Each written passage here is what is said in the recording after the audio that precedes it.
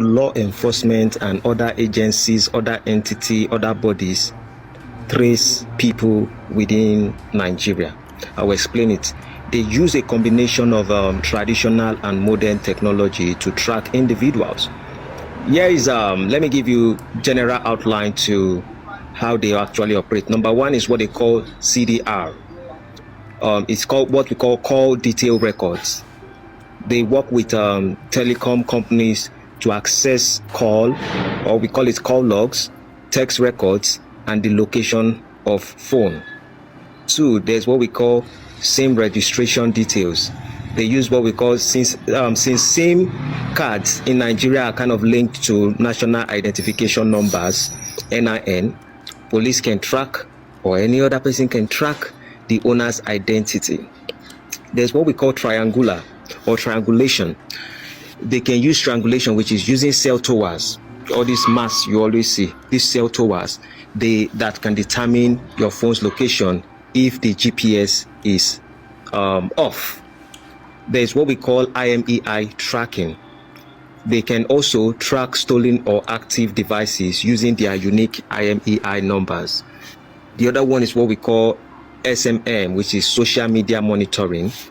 They can monitor profiles for location check-in, tags, or posts that reveal someone's whereabouts.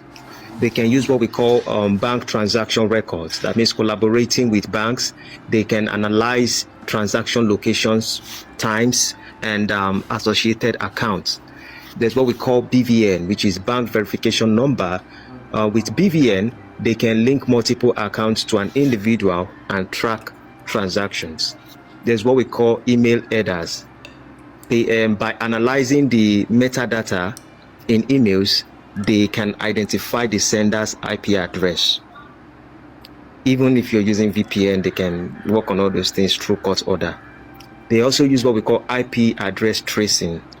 That's with cooperation from ISPs like MTN, Airtel. They track internet activity back to physical addresses. I wouldn't talk about the CCTV, ANPR systems. Let me not go there yet.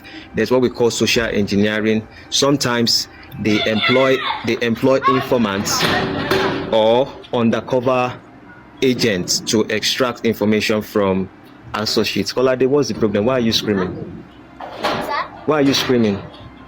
My brother was coming back and I'm busy.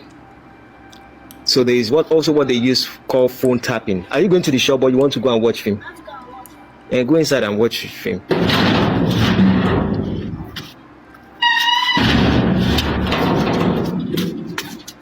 There is what we call phone tapping. So with legal authorization, they intercept calls and messages. That means they can hear what you are saying on call and they can check your messages. They've used that to apprehend a lot of kidnappers and the rest of it. So there's what we call geofencing, and that means they create virtual boundaries in areas of interest to identify individuals entering or leaving. That's within the airports areas and the rest of it. There's what we call public search record. That's where they can access national databases to cross-check. Now, this depends on how great your offenses are. They can use all these things. And sometimes they even use what we call forensic analysis or devices. If they confiscate a device, even if you password it, even if you have deleted something from your phone, they can recover deleted files, emails, or communication records using forensic tools. So these methods are often always require partnership with private entities like banks, telecom providers, or internet services companies, and the rest of it. I am sharing this because I want you to be aware of what's actually going on.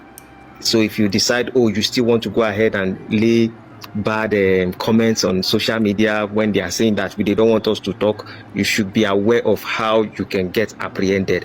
With that being said, all these things I list, do you think that there's still a way for you to be invisible and they can never get you through all these means?